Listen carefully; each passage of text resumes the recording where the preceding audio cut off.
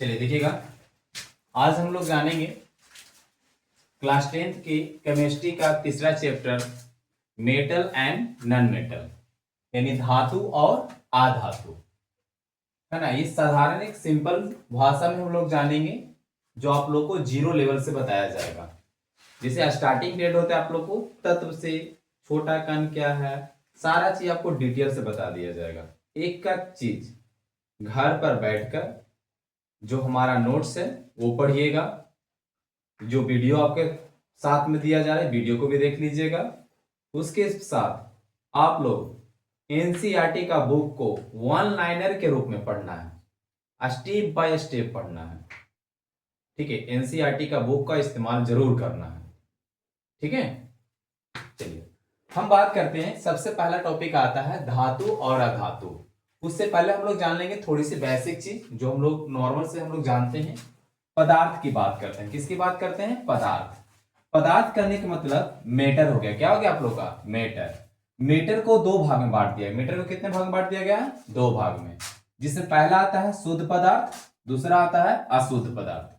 पहला क्या आ गया? शुद्ध पदार्थ, दूसरा क्या होते हैं? अशुद्ध पदार्थ।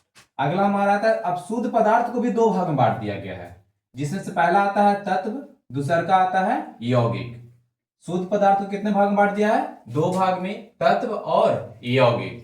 वैसे हम लोग यहां देखते हैं कि हमारा अशुद्ध पदार्थ को अशुद्ध पदार्थ भी हमारा कौन हो गया? मिश्रण। अशुद्ध पदार्थ कौन हो गया मेरा? मिश्रण। जैसे कि शुद्ध पदार्थ तो कौन हो गया आप लोग का? तत्व और यौगिक। और से अशुद्ध पदार्थ क्या हो गया आपको? मिश्रण। यानी मिश्रण कितने भाग में आ गया आपको? दो भाग में, समांगी और विषमांगी। समांगी और विषमांगी, ठीक है। आगे हम लोग जानेंगे तत्व को भी आप लोग को तीन भाग में बांट दिया गया है। तत्व को कितने भाग में बांट दिया गया है? तीन भाग में। पहला धातु, अधातु और उपधातु। यौगिक को भी दो भाग में बांट दिया गया है, एक है कार्बनिक यौगिक और दूसरा है अकार्बनिक यौगिक, ठीक है।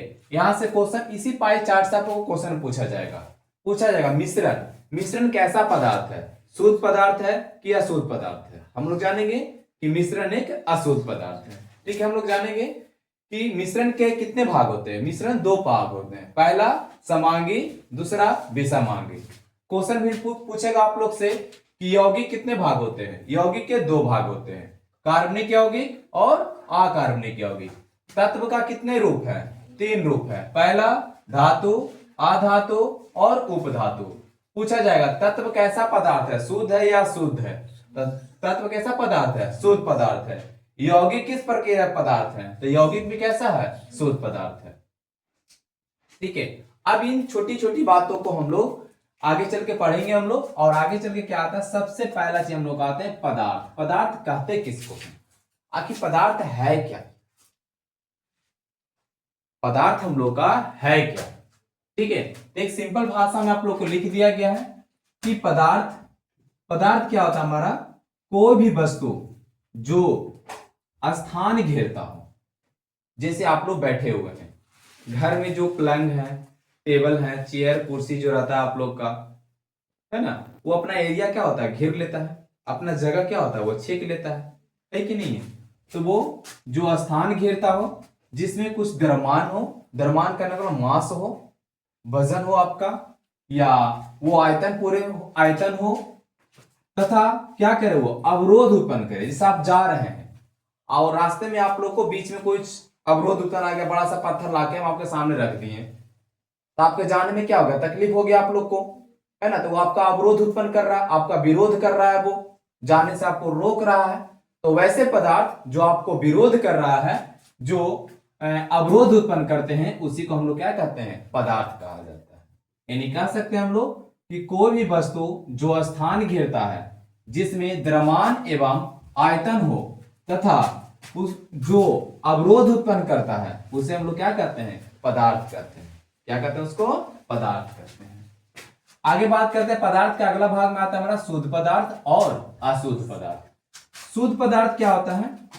कि वह पदार्थ जिसमें मौजूद सभी कण समान रासायनिक प्रतिक्रिया जो प्रकृति के होती है, समान प्रकृति की होती है। मतलब किसी प्रकार का उसमें मिलावट नहीं होना चाहिए, प्योर शुद्ध होना चाहिए। प्योर क्या होना चाहिए, वो शुद्ध होनी चाहिए। उसे हम लोग क्या कहते हैं, शुद्ध पदार्थ कहते हैं। क्या कहते हैं उसे, शुद्ध पदार्थ कहते हैं। अशुद्ध पदार्थ क्या हो गया, वह पदार्थ जो दो या दो से अधिक घटक या कण से मिलकर बना होता है।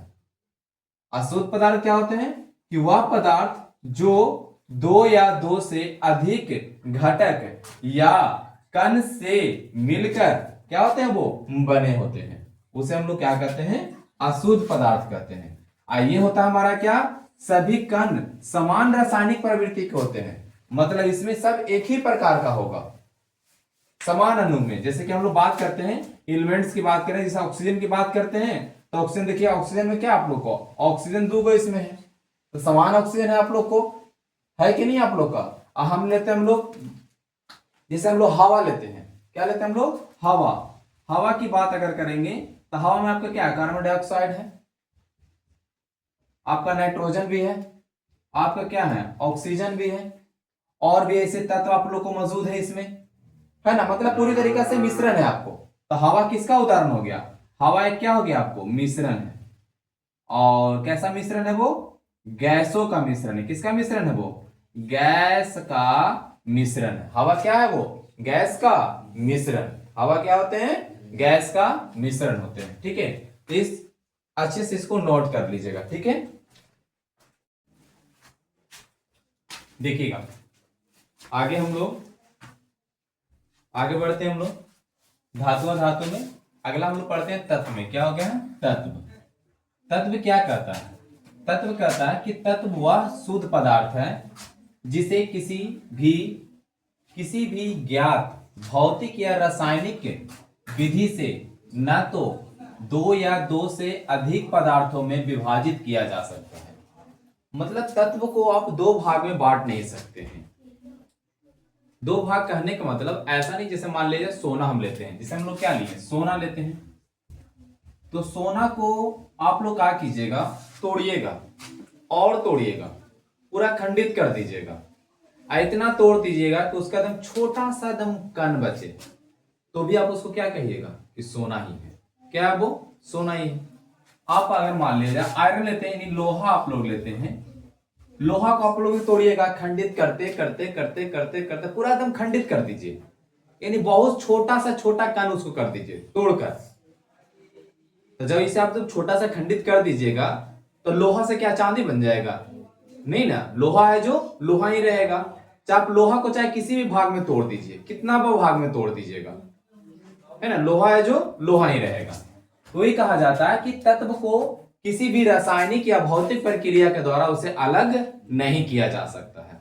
तो ही आप लोगों को कहा गया कि तत्व वह शुद्ध पदार्थ है जिसे किसी भी ज्ञात भौतिक एवं रासायनिक विधियों से न तो दो या दो पदार्थों में विभाजित किया जा सकता है और न ही अन्य सरल पदार्थों के योग से बनाया जा सकता है। जैसे सरल पदार्थों के योग से, जैसे हम लोग आयरन लेते हैं और आयरन ले लिए, तो क्या दूसरा चीज बन जाएगा, ये बनेगा तो आयरन ही बनेगा ना। लोहा को मिलेगा तो लोहा ही बनेगा।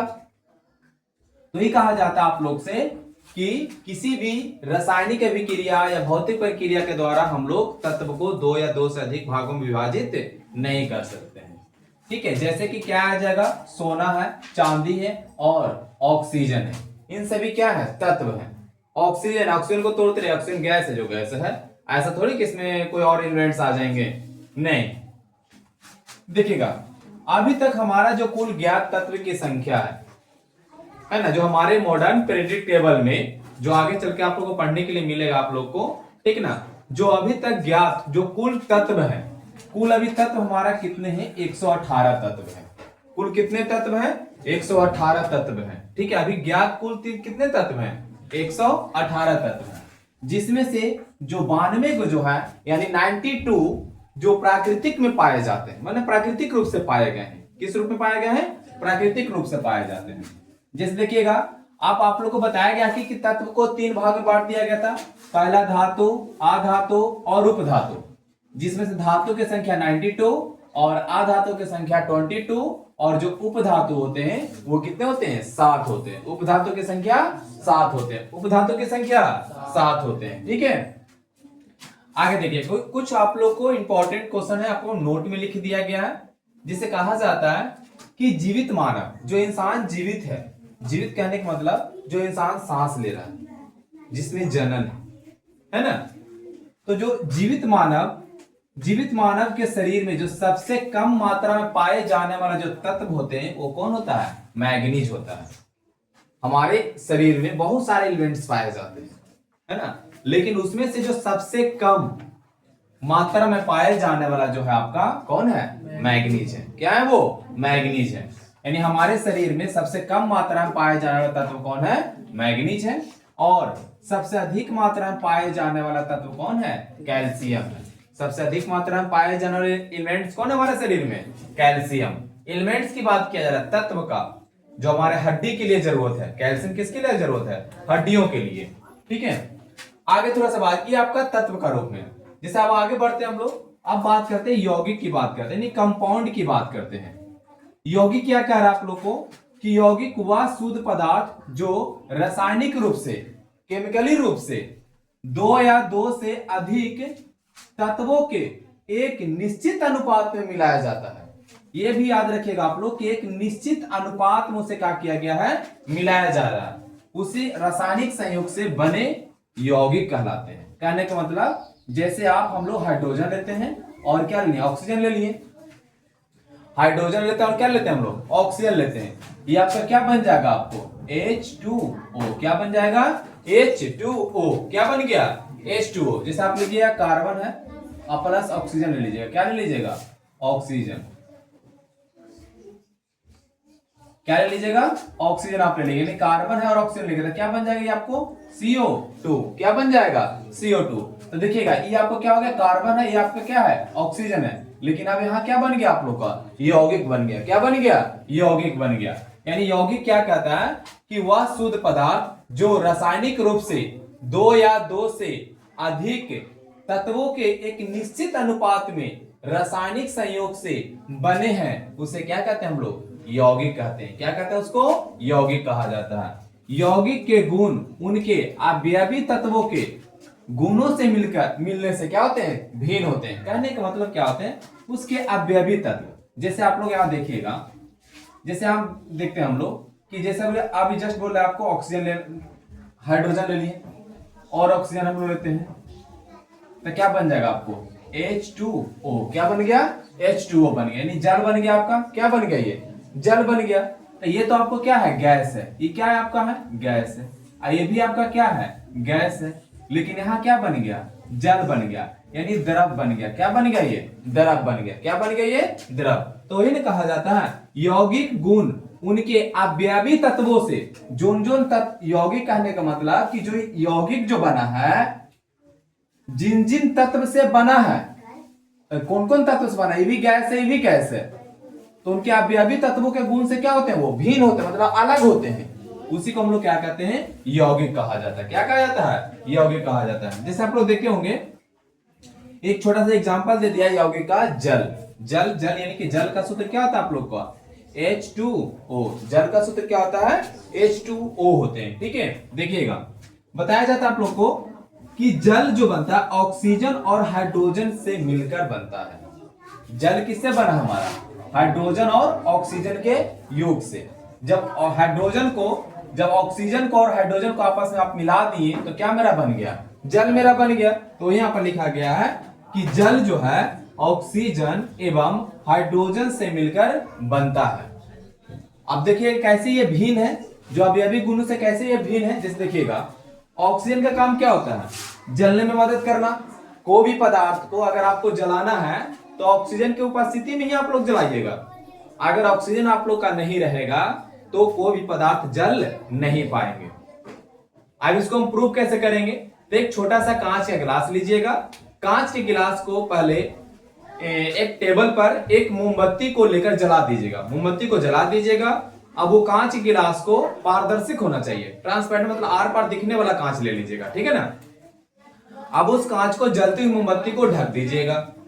जैसे मोमबत्ती आपका ये मोमबत्ती है ना, एक छोटा सा गिलास लेके उसको क्या कीजिएगा, ढक दीजिएगा, ठीक है ना। जितना उसमें गिलास में जो ऑक्सीजन भरा हुआ रहेगा, जब तक वो मोमबत्ती है जो जलते हुए रहेगा, और ऑक्सीजन का लेयर कम गया है ना, यानी धुआं उसमें भर गया है ना, तो मोमबत्ती क्या हो जाएगा, आपका बुझ जाएंगे, ठीक है।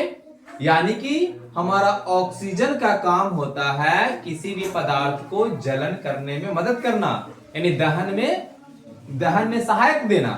ऑक्सीजन का काम क्या होता है, दहन में सहायक देना, ठीक है। आगे देखिएगा, जलने में सहायक होते हैं, और हाइड्रोजन खुद जलता है। हाइड्रोजन को जलाने की आवश्यकता नहीं है, खुद जलता है। हाइड्रोजन जो है क्या हुआ, खुद जलना शुरू हो गया। कहने का मतलब कि ऑक्सीजन है जो किसी पदार्थ को वो जलाता है, हाइड्रोजन है जो जलता है, लेकिन जब दोनों मिल गया तो क्या करेगा, बुझा देगा। पानी है तो पानी को आग बुझा देगा ना जी।